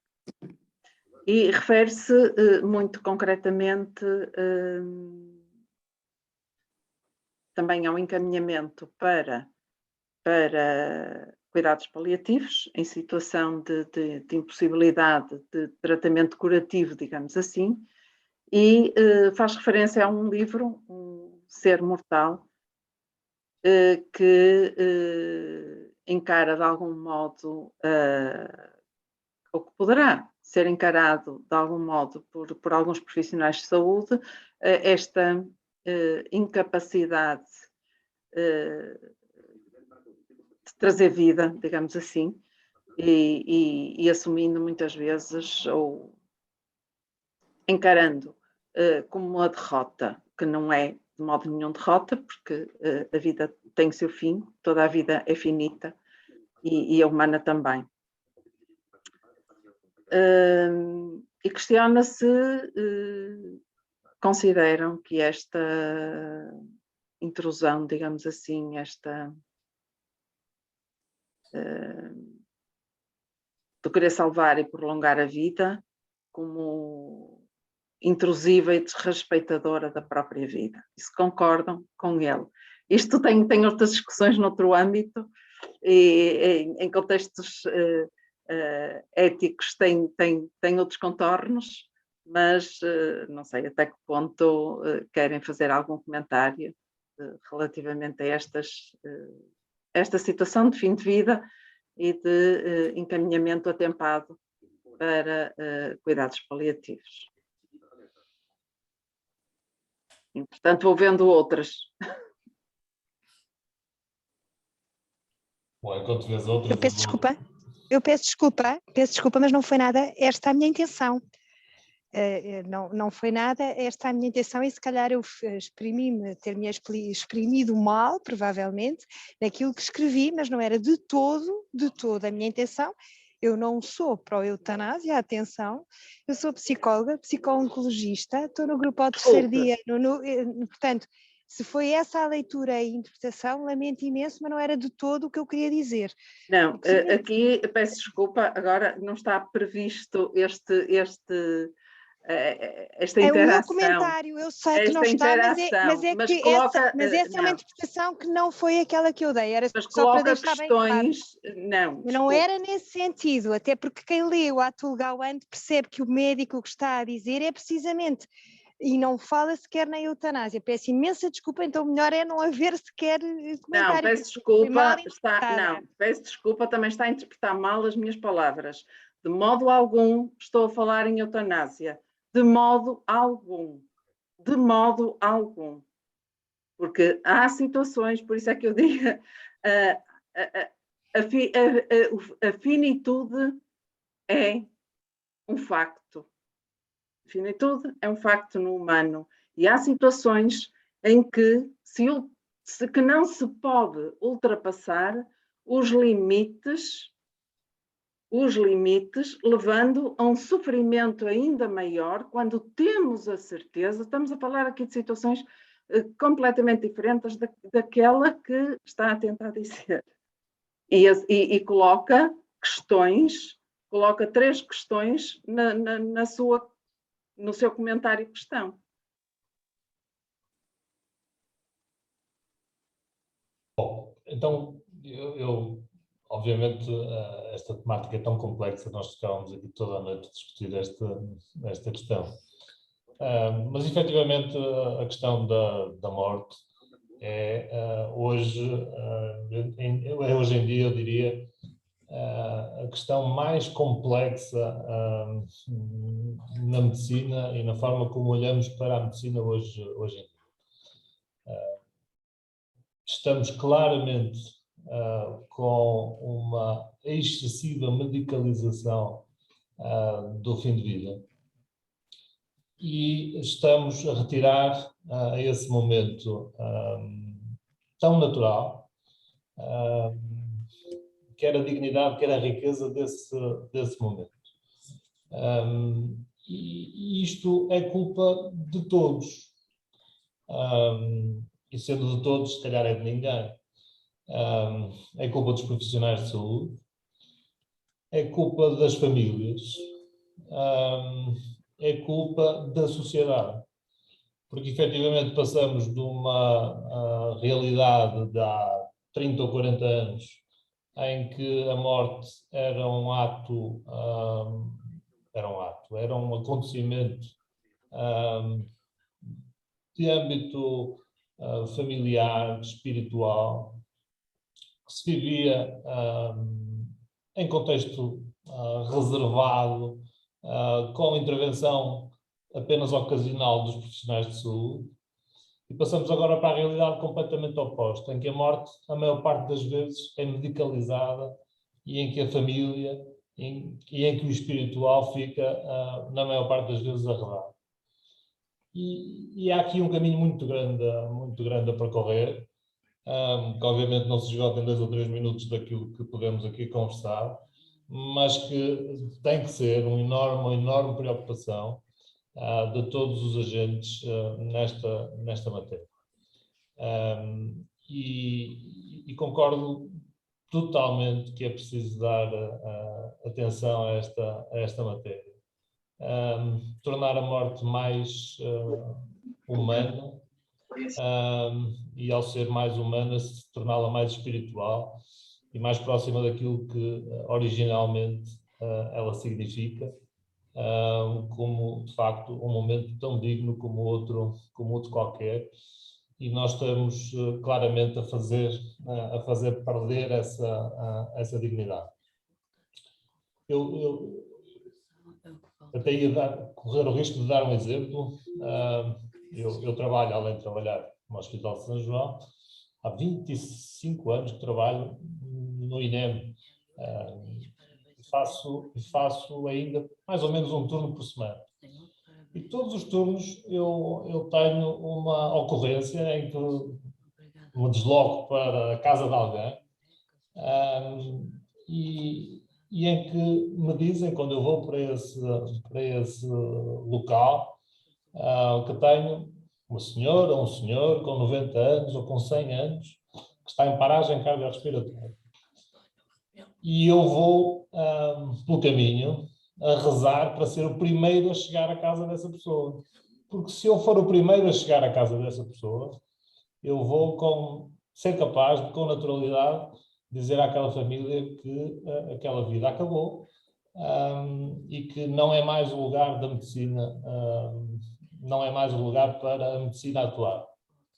Mas se eu não for o primeiro a chegar, se houver uma ambulância que chegue primeiro, eu vou ver uma senhora ou um senhor de 90 ou de 100 anos, que chegou ao fim de vida, mas que está deitado no chão, despido das suas roupas, com alguém a fazer reanimação em alguém que claramente já devia ter tido a possibilidade de dignamente terminar a sua vida. E este é apenas um exemplo que não é estranho porque é de todos os dias, mas que é extremo para poder marcar aqui esta minha posição de que efetivamente temos que olhar para a morte de outra maneira. Os cuidados paliativos são absolutamente fundamentais e tem que haver um enorme investimento nessa área, para que efetivamente possamos recuperar a capacidade de perceber que a nossa intervenção deve ter uma finitude. Quando digo a nossa intervenção, digo do ponto de vista médico e enquanto profissionais de saúde, na tentativa da cura ou do prolongamento da vida, e que devemos ser, sobretudo, agentes do conforto e da dignidade também na morte, que é claramente uma das questões que, neste momento, enquanto profissional de saúde, mais me inquieta neste ano de 2022. Penso que o Dr. Nelson acabou por dizer tudo o que eu iria dizer, mas de facto, como disse bem, nós, fruto quer de vários fatores, quer do desenvolvimento técnico-científico, quer pelo aumento da esperança de vida inerente, a sociedade cria expectativas de maior investimento e de prolongamento de algumas situações de final de vida. Mas o que se pretende efetivamente é um bom planeamento de cuidados, com o envolvimento do utente enquanto ele é capaz e da sua família, com uma articulação atempada dos cuidados paliativos, de forma a garantir que haja dignificação de todos os momentos de vida até a ocorrência do fenómeno de morte, para que ele também seja vivenciado com toda a dignidade.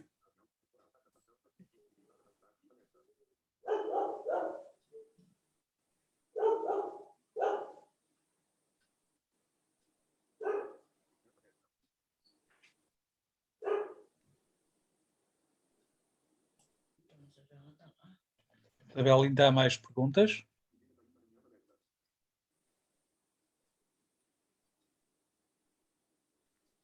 Só um segundo que eu estou a gerir.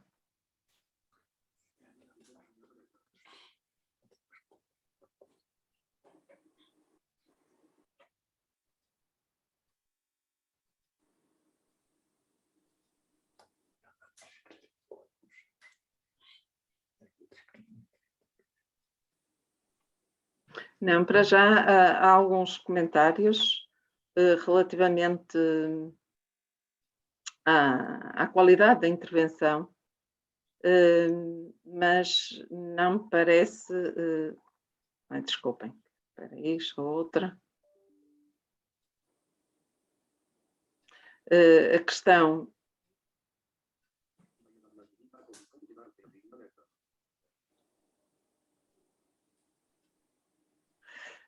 para o Dr. Nelson, que se eventualmente tem resposta, como se explica a força interior e a capacidade de superação de grande parte dos doentes crónicos, nomeadamente pessoas com cancro. Claramente essa pergunta não é para mim, é se calhar para a Mariana, se calhar para o padre Albino. A resposta a essa pergunta está dentro de cada um. Não consigo ter uma resposta global para dar a esta pessoa que me está a colocar essa pergunta. Não sei se posso dizer alguma coisa. Sim. Eu gostava de dizer que acho que é muito mesmo um trabalho interior, como o Dr. Nelson disse, não é? É muito uma caminhada interior, e ouve-se muitos doentes a dizer uma frase que é tão verdadeira: um dia de cada vez, um dia de cada vez. E às vezes é uma hora de cada vez, uma meia hora de cada vez, porque realmente se deixamos a cabeça começar a fazer as futurologias do que é que vem a seguir, não tem que ser momento, é a única maneira, é um tempo de cada vez. E eu agora, esta hora eu consigo, depois a outra hora que vem, logo se vê, é a única maneira. Mas eu gostava de voltar aqui só atrás à questão da morte, porque acho mesmo importante falar-se deste tema, e eu também pertenço a uma associação que é a Compácio, Associação para a Construção de Comunidades Compassivas, e fazemos 10 cafés, já viram? Cafés sobre a morte. O tema é falar da morte, não se quer chegar a lado nenhum, é haver um espaço onde as pessoas podem falar da morte. Fazemos workshops, o que será importante para mim quando estiver a morrer. No fundo, o que nós queremos, falamos sobre o luto, que também é muito importante, no fundo o que nós queremos é pôr estes temas no cimo da mesa e que as pessoas pensem neles e que possam falar sobre eles. E pronto, é isto. Obrigada.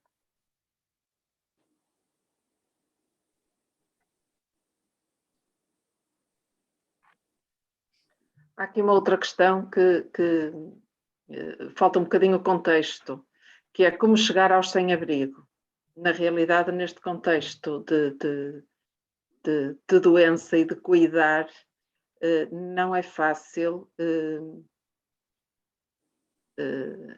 estar próximo da maioria das pessoas sem abrigo ou sem teto, que são situações semelhantes, mas com algumas diferenças. Não sei se querem algum dos membros do painel, se quer... Isabel, eu gostaria de acrescentar, se me permites, que este tema não tem a ver com o dia mundial do doente. Mas pode sim, a não ser, por isso é que eu digo que falta um bocadinho de contexto, a não ser em situação de doença. E sim, dificuldade de aproximação, por isso é que eu digo que falta um bocadinho de... Aí entendo, assim já entendo. Exato.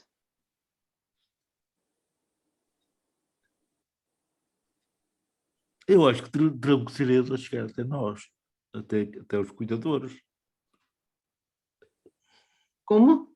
Eu penso, não quero antecipar-me mais a quem está no painel, mas eu acho que o primeiro passo é quem os vai visitar descobrir se estão doentes. O segundo passo são eles próprios procurar quem cuide deles. Isto é um trabalho recíproco. Quem está aqui no painel não pertence a nenhum grupo que vai visitar os sem-abrigo, os sem-teto. Sim.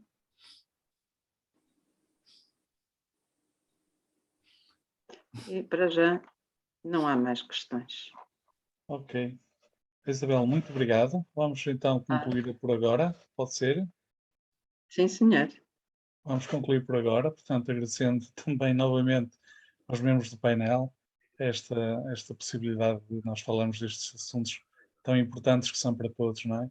E faz sentido falar-se neste Dia Mundial do Doente. Pronto.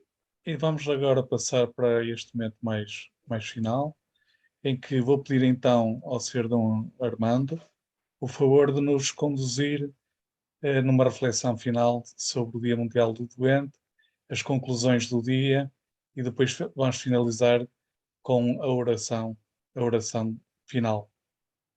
Sr. Dom Armando, então, se fizer o favor, gostávamos de ouvir as suas palavras. Então, uma vez mais, muito boa noite a todos. Seria, para mim, até um bocado provocatório querer resumir ou concluir, não é? Porque acho que esta nossa celebração do 30º Dia Mundial do Doente foi fantástica. Celebramos unidos ao Papa, celebramos unidos a todos os doentes, conhecidos ou desconhecidos, e a todas as pessoas portadoras de doença, com os nossos profissionais, a quem agradecemos na pessoa do Dr. Nelson e da enfermeira Marlene. Fizemos-lo também em comunhão com os agentes pastorais, o Padre Albino, também o Diácono António, que ainda não vi aqui presente, e o Fernando, agora estou a ver, o Diácono Fernando Almeida, mas todos os agentes pastorais, que no fundo somos nós todos, não é? Parece-me que quando nós também ouvíamos a doutora Aduzinda, ou a Mariana, gente que na carne sabe o que é experimentar a misericórdia de Deus e faz dela ministério, não é? Acho que este painel ajuda-nos quase a pedir ao Senhor que nos dê a todos essa capacidade ou esse carisma de viver o ministério da consolação. Ficou-me uma ideia ou outra que sublinharia, e depois termino com uma experiência particular minha. O Dr. Nelson fez-nos pensar que um médico, em primeiro lugar, é a mão de Deus e ternura do meio. Creio que foi ele que disse essa primeira frase. E ao médico, ao profissional de saúde, também à enfermeira, mas todos os que cuidam do doente como profissionais, ele também deu uma chega que era: a minha missão é ser bom profissional. Não disse assim, mas a nossa primeira grande missão é sermos bons naquilo que Deus nos chama a fazer, nos dons que nos deu.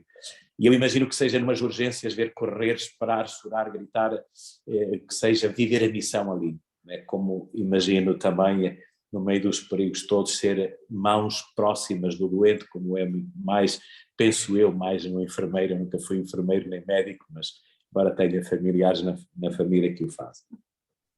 Portanto, este sentido da missão, que é participação da ternura de Deus. Uma mão cuidadora que Deus é para nós. Por isso não admira que o Papa tenha dito que este dia para nós deveria ser, em primeiro lugar, olharmos para Deus misericordioso e bom, que ama sempre e que nos ama a todos.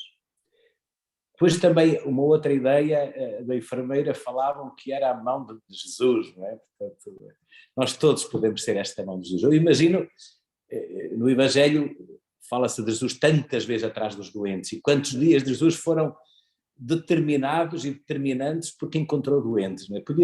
Eu podia imaginá-lo muito mais a fazer umas selfies com aquela gente toda, deixar uma fotografia, passar lá todos, e todos colavam um quadro na parede, não, mas Jesus toca, unge, põe saliva, põe um pouco da sua vida física, não é? E aquilo que eu sentia hoje, neste dia, ao ler a mensagem, também agora aqui a ouvir-os, a mim, há uma frase que eu agora não me lembro bem como é que é, mas é logo no princípio da mensagem que o Papa diz: oxalá que este dia nos ajude a crescer na proximidade. Acho que é mais ou menos assim a frase, a crescer na proximidade. Eu posso pensar que imediatamente eu fazer-me próximo do doente, mas é que quando eu dou atenção a um doente, é a misericórdia de Deus que se aproxima de mim, e eu beneficio muito. E então a palavra que eu tinha hoje é que os doentes fazem falta, sabe? Eu hoje mandei mensagens a muitos doentes e nunca imaginei estar a trocar mensagens agora enquanto estávamos no painel com a nossa caríssima doutora Maria do Rosário, que ainda está lá em exames com o filho, por isso é que ela não está, não sei se não sabiam todos, ela provavelmente até nem terá dito para o dizer, mas partilho, não é? Porque também ela está ali um bocadinho a dar a vida para este painel ter sucesso e para que a Pastoral da Saúde avance. Os doentes fazem-me falta. Eu, no início do tempo, antes da pandemia, muitas vezes vinha da Diocese, visitas pastorais, e passava por hospitais. Nós a dúvida que os capelães eram uma porta, olha, vou aí, o facto de ser bispo entrava, e eu acompanhei também pessoalmente, porque faz falta dar um abraço, faz mal falta dar um beijo, faz falta falar ao ouvido para ele ouvir, portanto, todo este corpo a corpo, digamos assim, que também é pastoral, este estilo de viver a relação com o doente, não é? O estilo já é evangelho, não é? Para um cristão o evangelho é vida, portanto o estilo, a forma de estarmos, e é por isso que eu digo, ultimamente, eu praticamente só por mensagem, mas mesmo por mensagem, a mais bonita que eu recebi é uma senhora com 2 filhos que está há 10 anos a bater-se com problemas oncológicos, ela tem uma fé fantástica e agora está numa fase, pronto, muito grave, muita tosse, não pode falar, então eu numa mensagem disse, olha, sei que tu és forte, mas já agora de 0 a 20, em quanto é que estás? E ela respondeu-me, acabei de comungar, nota 20. Isto é, se tem Jesus, não está no 0, nem no 6, nem no 10, está no 20. Fantástico, não é? Mesmo não podendo falar porque causa mais tosse, mesmo nota 20. E se calhar é isto que um médico gosta de ouvir, que um profissional de saúde gosta de ouvir, não é? Como há bocado também alguém dizia que um dia de cada vez, uma hora de cada vez, e isto leva-me à última palavra, não é? Que quão importante nós conseguirmos injetar um pouco de espiritualidade que ajuda a amar tanto o sofrimento como a alegria, que não é nada fácil, mas que é um exercício possível, porque o sofrimento, se existe, é porque a misericórdia de Deus o permite, não é? Como permite que vamos envelhecendo, e como fará uma festa quando nós chegarmos acima. Evangelizar esta parte terminal da vida humana é de facto um segredo que se calhar nem todos nós temos, não é? E que precisaríamos de, aliás vocês disseram-no tão bem, não é? A ciência prolonga-nos a existência, mas não nos resolve o problema da velhice, nem da doença, nem do acompanhamento, nem da proximidade. Portanto, há aqui tanto trabalho de humanização a fazer, mesmo causava uma impressão o que dizia nos tempos de hoje, onde todos somos tão precisos, causava uma impressão que dizia o Padre Abílio, não é? Que se calhar esta nossa presença, a presença da dimensão religiosa na pessoa humana é pouco compreendida. O que é que nós poderemos fazer para ela ser mais compreendida? Se calhar nada. Se calhar é o estar presente, eu continuar a fazer bem a nossa parte, mas dói-me pensar que a sociedade está de tal maneira esperançada na ciência que nos há de fazer eternos, que tentará apagar a vida eterna e que tentará apagar essa vida que vai para além da morte, não é? E aí nós temos que investir muito, não sei como, mas também na catequese, que há desde os primeiros tempos, na formação, nas conversas, em tantas coisas, mas não era aí que eu me queria perder.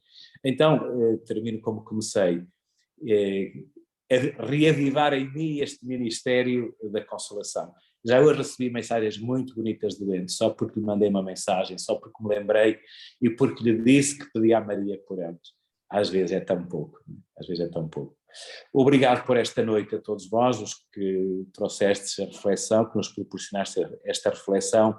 Acho que vocês também, nós todos, não é? Estes agentes, precisamos fazer deste Ministério da Consolação também aquilo que diz a palavra para este ano, misericordiosos como o Pai, não é? Misericordiosos é ter a compaixão do coração, ser capaz de sentir, depois de escutar, sentir o que o outro sente. Isto é preciso muito, né? Quer dizer, nem me veio a palavra, né? Precisamos de uma coisa só, né? E isto só no encontro em Cristo, numa vida muito identificada com Cristo, em que o outro também agarra. Termino, há um livrinho que todos vocês conhecem, que penso muitos de vocês conhecerão, que é a loucura de Deus, não é? Se não conhecem, é muito interessante, não é? São desenhos do Ziger Kudler e os textos de Rina Risitano. E tem textos muito bonitos. O primeiro, com desenhos também, que me impressionou muito e eu, entretanto, também quase o perdi, mas este mostra o outro projeto. São sempre desenhos de Cristo a caminho do Calvário. Fica debaixo do madeiro, com o sofrimento todo da humanidade, só pó e nada. Porém, aquela luz no firmamento cinzento, essa não se apaga e reflete no rosto do Cristo.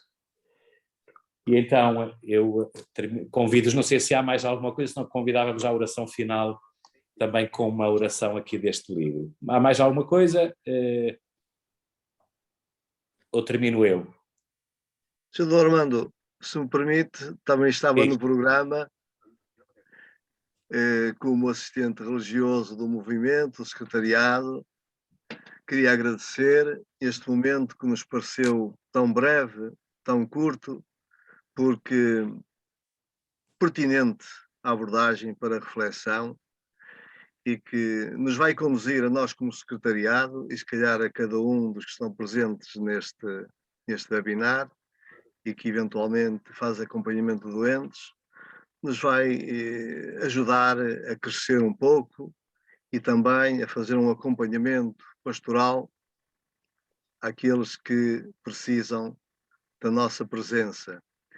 E reitero, em nome do Secretariado Diocesano da Pastoral da Saúde, ao Sr. Armando, nosso agradecimento, a todos os nossos convidados que também estiveram connosco e nos deram testemunhos maravilhosos de um profissionalismo e de um coração tão aberto, de uma generosidade tão grande, de facto, de uma escuta e de uma empatia. E, de facto, como dizia o Sr. Dr. Nelson, na urgência, os minutos são a considerar e fica-se na dúvida por onde é que se deve começar. Mas, para todos os efeitos, para todos nós, foi momentos maravilhosos neste 30º Dia Mundial do Doente. Para todos, o nosso agradecimento e pedi ao Sr. Dom Armando se nos presidia a oração final, que nós tínhamos previsto fazer a oração que nos foi apresentada pela Comissão Nacional da Pastoral da Saúde, mas se porventura o Sr. Dom Armando entender que deve apresentar a oração que tem consigo, estamos sempre disponíveis a isso. Não, façamos a oração que está prevista e eu depois terminarei com a invocação da bênção de Deus. Muito obrigado, Sr. Armando. E uma boa noite para todos, então.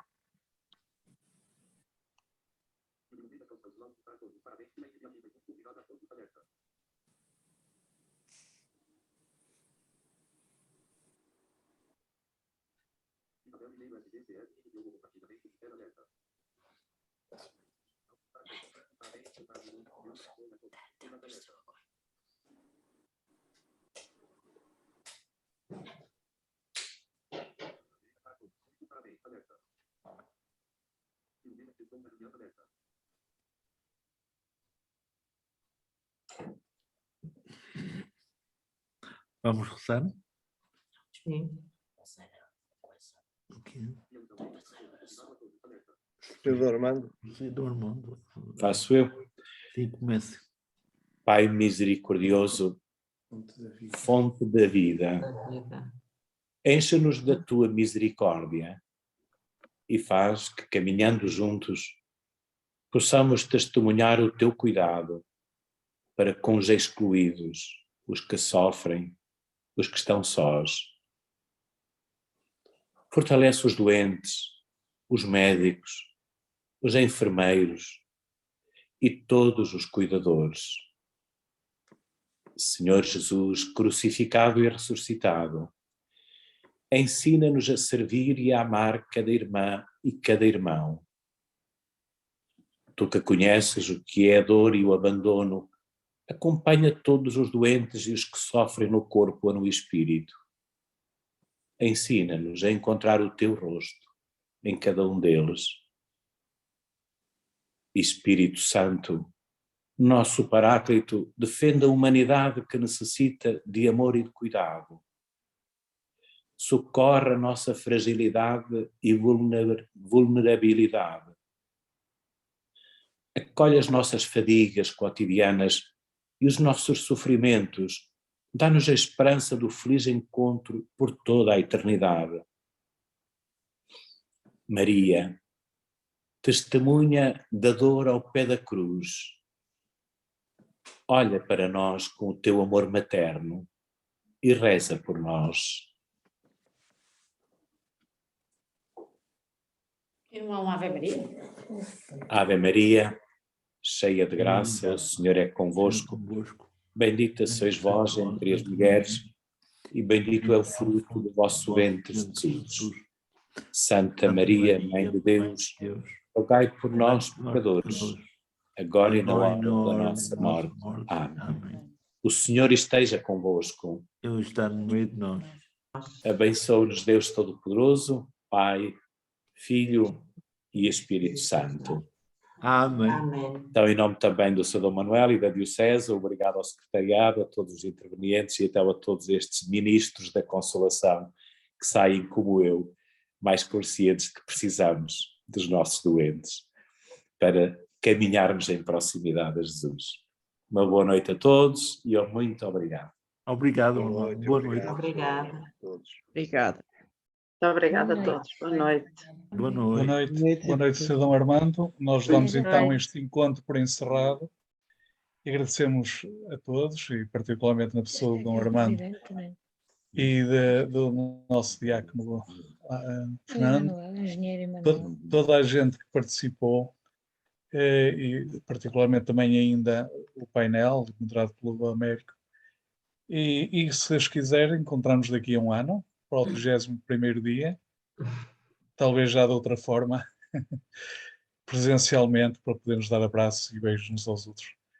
Portanto, então, muito boa noite a todos. Boa noite. E fiquem bem todos. Boa Muita noite. Boa noite. Obrigado. Boa noite. Boa noite e obrigada.